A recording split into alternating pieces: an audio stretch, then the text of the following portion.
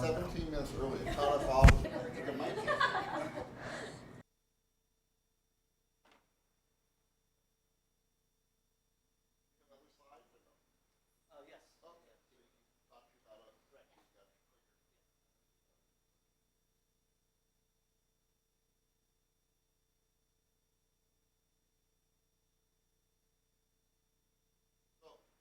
Mr. Bill Zimmerman stocks up these coolers for us. Please enjoy. He wants us to have it and enjoy it.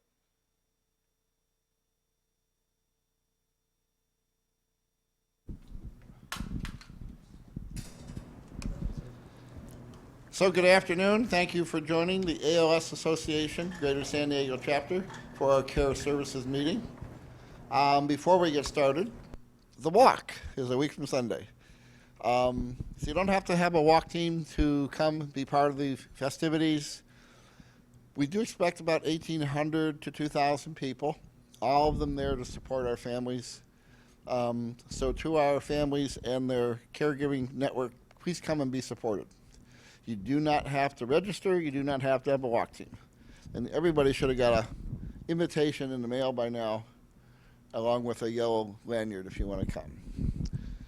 So this month, Lindsay Kearns has lined us up with two great speakers from two companies here locally that provide caregiving services.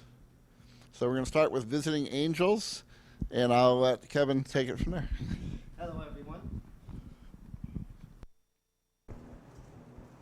Hello, everyone. I'm Kevin with Visiting Angels, Director of Lemon Grove office. And I'm Sylvia, the case manager with Visiting Angels Lemon Grove. We're here to share with you today about our services, our company, how we can assist you in this journey that you are going through. Now, who we are. We're a nationwide agency with an exceptional record, and we provide non-medical services to our clients in our society. And as a non-medical agency, we can assist you with all activities of daily living.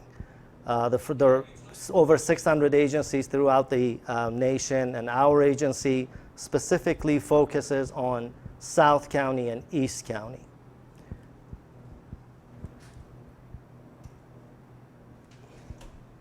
Now, we have caregivers. We're pretty familiar with early symptoms of ALS. Our caregivers are tuned in.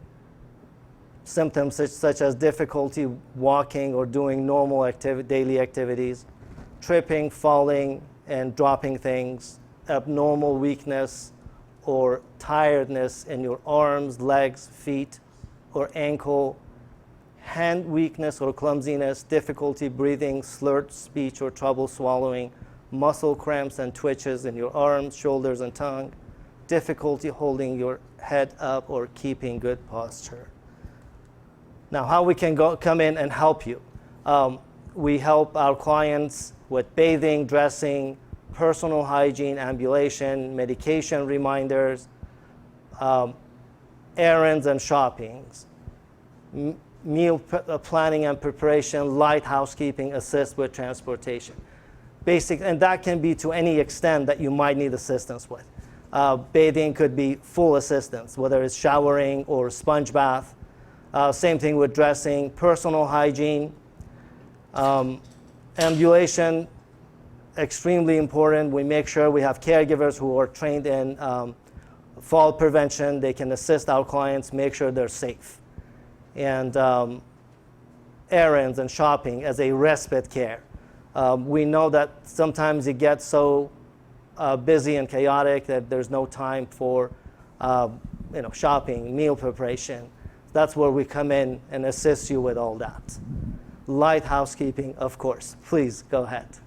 First question. So will your folks operate a Hoyer lift? Yes, we do.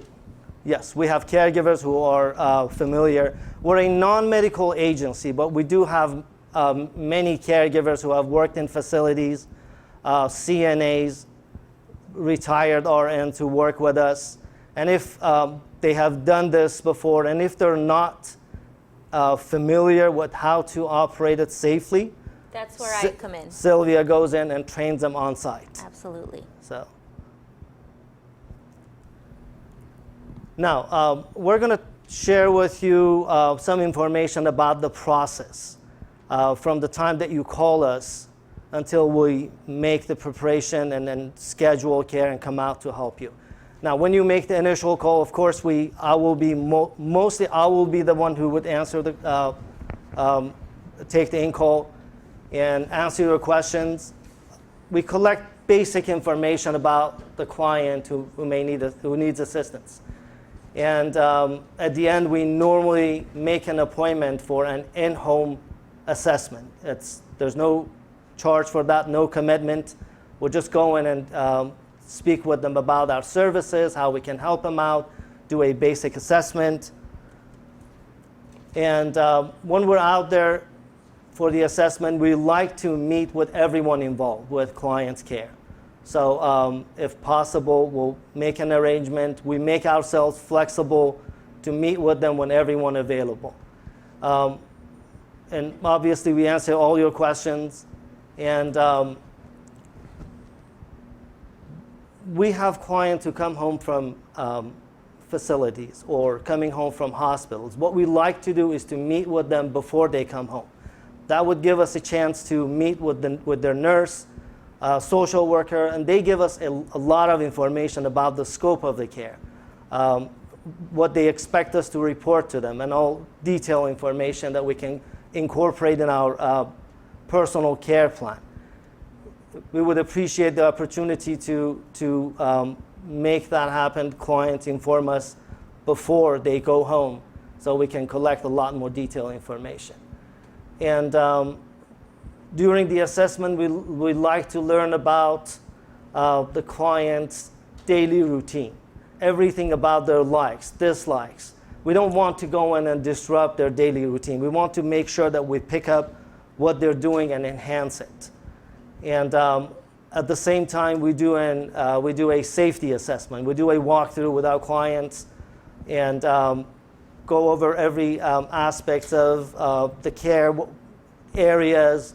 We do an inspection and then give them some suggestions as to how to make their home safer for their loved one. And at the end, we sign a service agreement, basically allowing us to go in and provide care to them. And that agreement there's no long-term agreement, is week to week. They can make any changes, any adjustments they want to the care plan and to the agreement. He has a question. Sure. Can we go back one slide, please? So in-home safety assessment, what do you run into with that? You know, somebody's got a desk chair with 6 wheels or a big thick rug. Can you give me a few examples? We have a slide on that, but definitely, yes. Yeah, so definitely those kinds of things. Obviously rugs, things that are not stable, not having enough grab bars in certain areas, such as the toilet area or the shower, making sure that when the time comes, there is a walk-in shower that would be accessible for anybody. Roll in this. Yes. If we can. Roll, there you go. Roll into. And anything with the outside, does it need a ramp? Is there anything that we can do? Little things.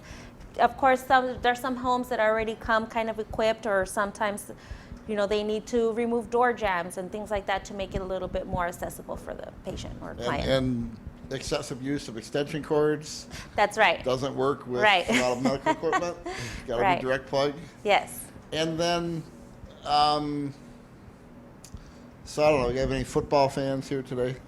So what if I'm a Browns fan and your person shows up in a 49ers jersey? Well, actually, let's just say there's a misfit of some kind that we don't even have to express. Right. Can we just whisper to you, hey, can you send somebody different next time? Absolutely. Because they're really talking about how bad they beat us up Monday, and I'm tired of hearing about it. Yeah, we do have an agency policy that we discuss with our caregivers, employees before we hire them. They won't be speaking about politics, religion, and anything that would create.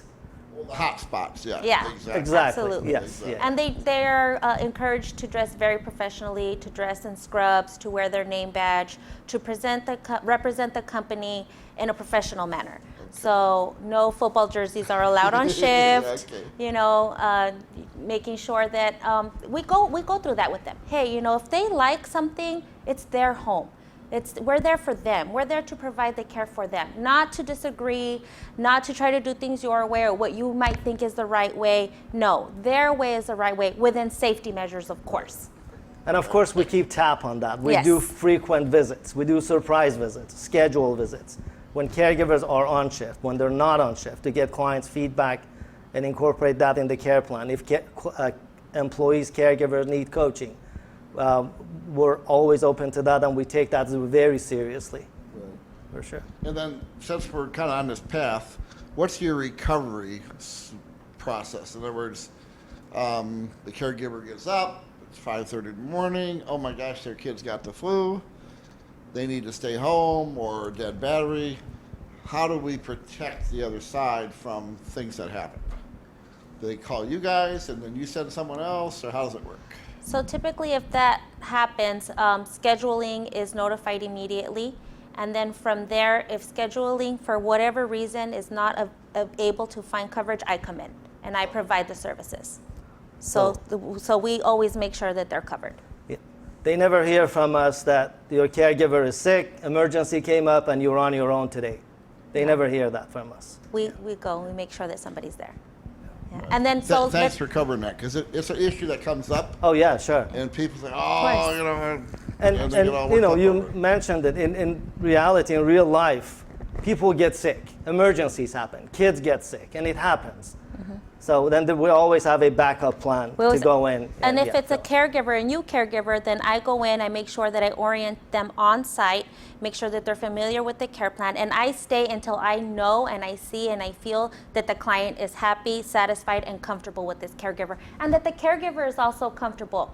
And then I'm always available, via my cell phone. Call me, text me, email me, whatever. If you have any questions during the day, if you're not satisfied during the day with the care, give me a call and I'll be there immediately. And that was a great point. We never have anyone, a caregiver, knocking on the door. Hey, I'm Kevin, your regular caregiver was not able to make it. What am I supposed to do? Never happens. Always one of us go in, do an on-site orientation. We make sure everybody on the same page before we leave. Terrific, thank you. And of course, once we're done with the assessment, paperwork completed, service agreement completed in client's home, when we get back to the office, all the information gets compiled in the computer. We complete all the paperwork that we have to complete. And Sylvia and I and our office people, scheduler, go through putting a personalized care plan together based on the client's need, caregivers available, and the skills of the caregiver. We put a personalized care plan together. And the care will be staffed. And if clients prefer, we would arrange a meet and greet before we start the care to make sure that they feel comfortable with their caregiver. And everybody on the same shift, caregiver goes in, the day that we're supposed to start the care, they're ready to go. So I'll go ahead and take over from here. So what to expect on the first day of care. The case manager, myself, I will be accompanying the caregiver, and I do like what we were talking about, an on-site orientation. And we do everything from, particulars. I like my food put in a bag and before we dispose of it in the trash can. I like my coffee with 1 cream and no sugar. They like a waffle on Mondays and then egg Benedict on Tuesday. And I make sure that I get all of those little details because it makes people more comfortable and enjoy their care. Like we were talking about earlier, we do drop-by visits. We just kind of pop in, hey, how's it going? Making sure that the caregiver is not wearing a 49ers jersey, is wearing their scrubs, is wearing their name badge, is completing the tasks, is going through the care plan and initialing each task that they've completed as they're doing it or at the end of the shift. So they're not just filling out that they did all these things and, say that they did dinner and it's still 1 o'clock in the afternoon. No, all of these things are as the day progresses.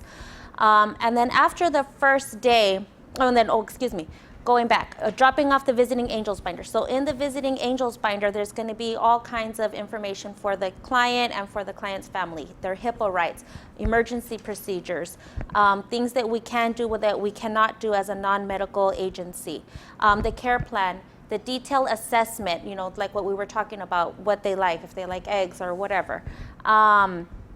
Making sure that the client is feeling really confident and comfortable before we exit the first meeting. What to expect after the care has started. So frequent visits, constant communication with family and loved ones. That includes any kind of changes in condition, upcoming appointments, any concerns. If we see any kind of changes in the mood or emotional status of a client, we make sure that we communicate that with Sally, who lives, in Ohio. We make sure that she is aware, so that way, if there's any changes that need to be done, they're also have an input or a say-so. Ongoing adjustments and updates to the care plan that reflects the client's most recent condition. So there might be a time where so-and-so was getting by with a walker, but then the caregiver has noticed that it's becoming a lot more dangerous. So we're going to help make that decision to transfer to a wheelchair, and then from a wheelchair to a power wheelchair as mobility decreases. Ongoing caregiving coaching as needed. So like we were talking about, yes, we have most of our caregivers are very well versed in using a Hoyer lift and how to reposition people if needed, and all of that stuff. But if they're kind of going and they need a little polish or they need a little reminder, I'm there to provide that training with on site right there. Services will provide we provide and life care navigation, in-home safety assessment, which we had discussed, fall prevention, safe and steady, reducing hospitalization, social care, dementia and palliative care, and end-of-life care as well. So we help with all different scopes. Fall prevention and safe and steady, internal risk factors. So weakness in the legs, loss of strength, reduced flexibility, loss of balance, shuffling, limited mobility, poor eyesight, change in hearing, confusion, chronic pain, depression, medication issues, decreased sensation in the feet, a fall in the past year, or dehydration. So these are all things that can attribute to falls. And so what we do is we make sure that we're that extra set of eyes, ears, hands, whatever. We're there to make sure that the client is as safe as possible within their home. If at any time we feel that there's something that's really, the caregiver reports all the time, but if there's a situation that they feel is, needed, they know to contact me right away, so that way we can make those changes. So we can say, hey, you know what, it looks like they're not really feeling well after they take a specific medication, so that they know that they need to follow up with their primary care physician to adjust. Yeah, because some folks who are going through a changing situation with the progression, and maybe they're male, oh no, I'm not falling. I only fall, 2-3 times a week. That's not bad, Right. And you get that, and it's like, so your eyes and ears on site, and if you see the risk is there, you try to be proactive collectively. Absolutely. Very gently. Yes. Say, well, 2-3 times a week is a lot. Yeah. And if you hit your head, Yeah. or what have you. Yeah. And a lot of times I put myself in their shoes. As a caregiving agency, we work with all different levels, different stages of life, different ages. And I put myself in their shoe. And I don't say, you are declining. I say, as we decline, we together. I want them to feel that I am with them, that I'm on this journey with them too, that I'm not trying to sit there and say, you're falling, you need this. No. As a person, as a human, we go through changes in life. And as we go through these changes in life, we have to be prepared and safe. And I always use this analogy, and it works somehow. We don't always get in a car accident, but as soon as we get in the car, we put our safety belt, right? Why? Because we want to make sure that we're safe. And that is something that we need to make sure that we do by using a walker when needed, when to transition to a wheelchair as needed, to put in a ramp when the stairs have become an issue as needed. Let's just use this as a safety net, as a safety belt, so that way we're safe and continuing to be, cared for properly. So again, with the fall risk, things that we kind of help out with, or things that are external risk factors.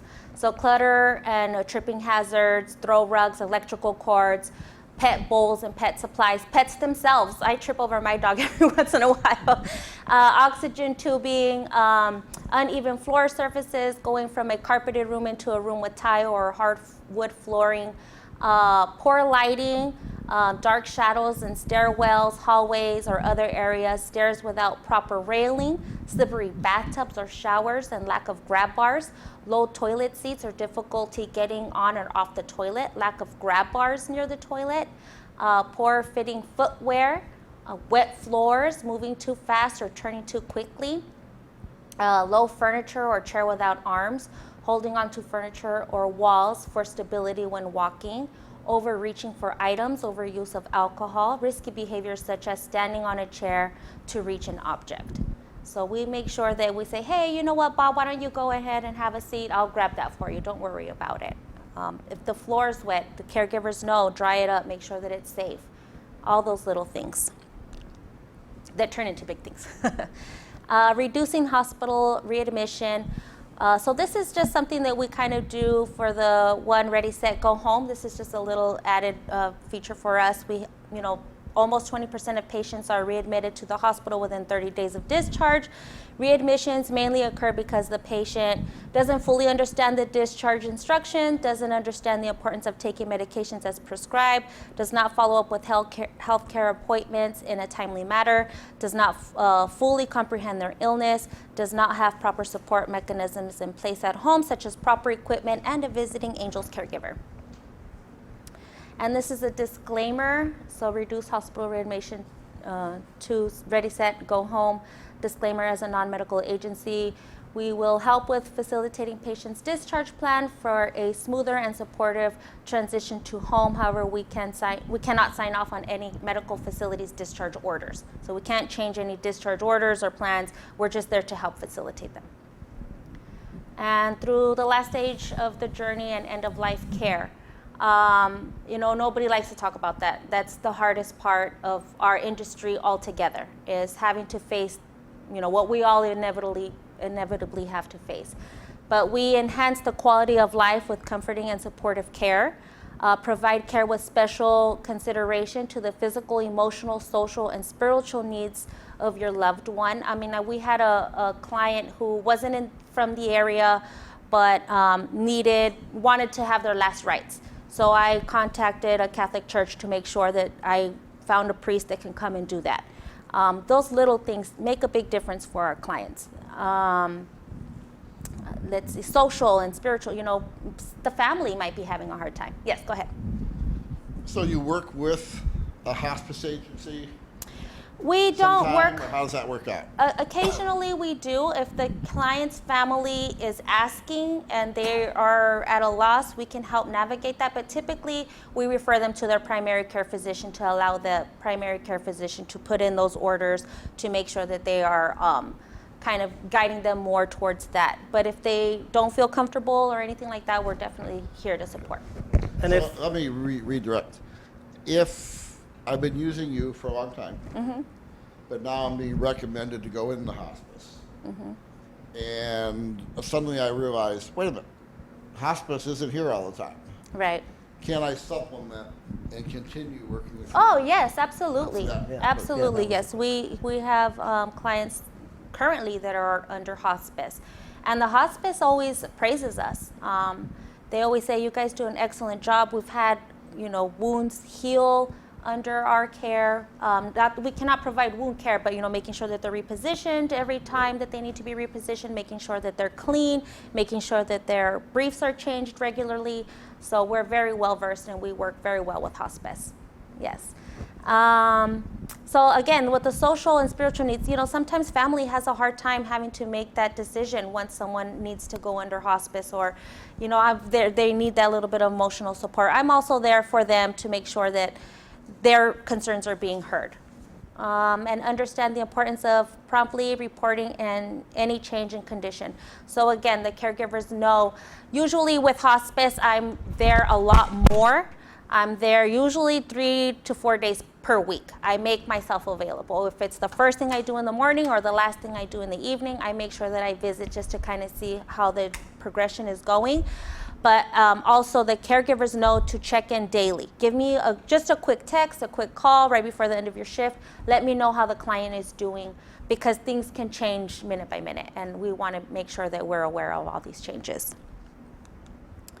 And then so the last few slides are just our Google reviews, some of the things that families have expressed and being thankful for having visiting angels. So I'll just quickly go through them, but give you guys enough chance to kind of glance over the reviews. And if you go look at the reviews, they're all positive reviews. It's not that we discriminated. Fortunately, we didn't have any negative reviews. On Google or Yelp, we don't have any negative reviews. So And that's why huge. pretty much everything is positive review.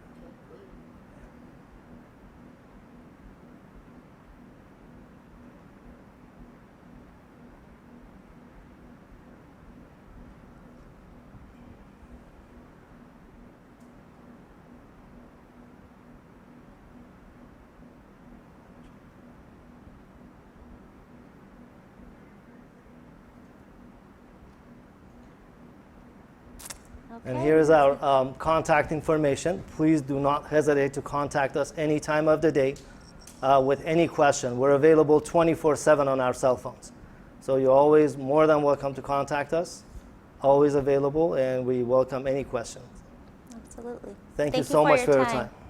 Yes. Questions? So Visiting Angels is nationwide, Yes. and they're a franchise structure. That is correct, yes. And what is your specific territory in San Diego? Our focus is on South County and East County mainly. But we I have know you said it service. earlier. I'm just going right back at Absolutely. it. But we have serviced as far north as La Jolla. So we cannot necessarily go out and market in that area, but if there is a referral that someone contacts us, they live in La Jolla, they live in a different area, we definitely meet them and see if we can staff that. All right. So call and say. Just hey, call I'm us with any question. whatever, If- and Any And questions? if we're unable to service the area they live in, we'll definitely make a recommendation. We'll put them in contact with other visiting angel offices, and we'll make sure that they get great service. okay. Yeah. Yeah. Well, thanks again for your time. Anything else you want to say in closing? We just I mean, you have several ALS patients. I mean, obviously, Kevin, you've come to a lot of our events, so you're getting to know us really well. We appreciate that. And we'll see you at the walk. sure. Yeah. There you go. Yep. Yeah, we'll be there. All right. Thank you. Thank you so very much.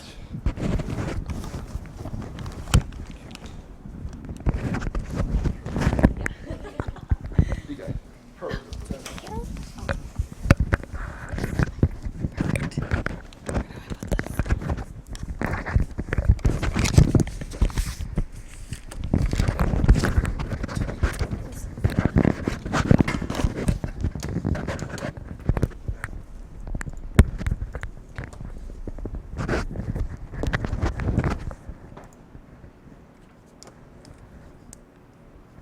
Where's this mouse? I'm gonna do the clicky thing. Yeah. Oh, here. Want to do it? Yeah. Okay. All right. So we are Team Select Home Care. I know we both have home care in the name, but we actually are very different companies. We do very similar things such as visiting angels, except for we provide high-skilled and medical care. Today my name is Mallory. We're with Team Select Home Care. My name is Jennifer. I work in the San Diego office, and I she cover works- Orange County. Yes. Today we're going to be discussing private duty nursing, what that is, and who can benefit from it. Big question. We're also going to be talking about insurance, who pays for it, and how. And then we're going to be talking about our locations and how to contact us. So what is shift care nursing or private duty nursing? Like Mallory said, it's very similar. So a lot of the questions that you answered, or the questions they answered of yours, Keith, are kind of similar to our setup. However, we are very different in the fact, like Mallory said, that we are skilled nursing.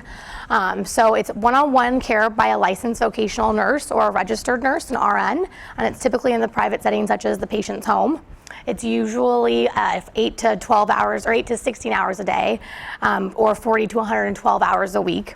And it's unlike home health traditional visits that are only once a week for an hour. We're there daily. The goal of this is to maintain or improve the quality of life for the patient and, of course, keep them in their home. It's covered by insurance as well, which a lot of people don't know, and Mallory's going to go over that further in the next couple of slides. So what is shift care private duty nursing? Just continue a little bit further. It's ordered by a physician. A plan of care will be created by our nurse in conjunction with the family as well as the physician to make sure that we're capturing everything that they want our nurse to do while we're in the home. Continuity of care is ensured by us scheduling the same nurse day in and day out, so on an ongoing basis. For instance, if you have a nurse for 40 hours a week, Monday through Friday, we're saying the same nurse each day, unless, of course, there's call-offs. Nurses are employees of Team Select. They're not contractors, so they are our employees. We run background checks and screen on them annually as well as before hire. And then just to add in on that too, our typical patient has continuous oxygen, G-tubes, trachs, and vents. All of our nurses can work with those types of patients. Yes, so the types of people that would benefit from this through the ALS Association would be the ones that either have a G-tube, trach, vent, or BiPAP commonly. Mm-hmm. And then we actually work in accordance a lot with the non-medical care to sometimes provide that 24/7 care for our higher acuity patients. And then we also work in accordance with hospice as well. So some of the duties of a shift care nurse, they include ADLs, so transferring, bathing, toileting, grooming, light housework as it relates to the patient, medication administration, G-tube feedings, ventilator care, tracheostomy care, oxygen care as well, or oxygen administration, breathing treatments. They also monitor for signs and symptoms of infection and changes in the patient's condition, which we would report to the doctor. The nurse in the home can also do ongoing education, kind of answer any questions that the family might have in the home. They also can take the patient out to doctor's appointments or out in the community. They can also help with in-home therapy. So if perhaps they're seeing a PT or a speech therapist or a physical therapist, occupational therapist, our nurse in the home can do the in-home exercises that they give to the family to help them with that. The family, a common question we get, does the family member have to be in the home? They don't. So the spouse does not have to be in the home. They can if they want to be, or they can choose to go out and do their errands or work or whatever it may be. All right, insurance. Like Jen had mentioned, most insurance plans will cover this service. So I'm going to go over commercial insurance and also Medi-Cal, specifically the HCBA waiver. So your commercial insurances are going to be your Anthem, Cignas, military insurance, whatever it may be. More times than not, these plans will have some sort of private duty nursing or skilled nursing benefit. It's usually limited. We really just encourage anyone to just give us a call so we can do that eligibility check on any plan just to see what that person or individual is covered for. The home and community-based alternative waiver, I could literally have a whole presentation on that. So if you have any more questions regarding this program, just let me know. It's an alternative funding source for those commercial plans that are limited that will run out at some point during the year, or for an individual who doesn't have insurance or has an insurance that doesn't cover our services. I kind of walk families through this entire process. I just try to be a resource for anyone who needs to know of this this option. And we will come out and fill out the application with the family too. So we work commonly a lot with the ALS Association in Orange County, and they'll call us a lot to come fill out those Medi-Cal applications at the time a G-tube is being placed or they're acquiring some new equipment. That way we can get them enrolled in the program at that time. Exactly, yeah. So a little bit more about Team Select. We've been around since 2008. We have offices all across the nation. We're fairly new to California. We opened our first office in Laguna Hills in 2018. We actually just opened our San Diego office about a month ago, so we're really excited. We have 3 offices established right now. We have our Laguna Hills office, Carlsbad servicing all of San Diego, and then our Diamond Bar and counting. We are rapidly growing, really excited. Yeah, and to add to that too, although we are new to California, we're very well established in our other states. So in many of our locations, we are rated one of the best places to work for and best home care agency. That's it. And then if you guys have any questions at all, that's our contact information. You can call, text us. We're here for you. If you have any questions on insurance or just have a question about just this industry at all, we're happy to help. Do you have any questions? Questions? Cool. Thank you.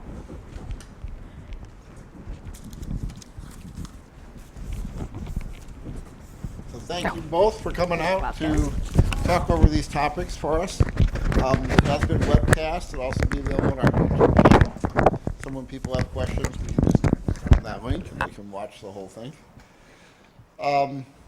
It's an area that's a lot of concern for folks. Strangers coming into your house. Like someone mentioned before, somebody's in Ohio trying to watch all this, and involved, and we appreciate the fact that both companies take it seriously with both the background checks, the continued follow-up, and so forth. So we appreciate what you do. Thank you. So that concludes our care services presentation this month. Stand by for November's announced topic. I think Lindsay and I will have that pretty shortly. And we thank you for joining us.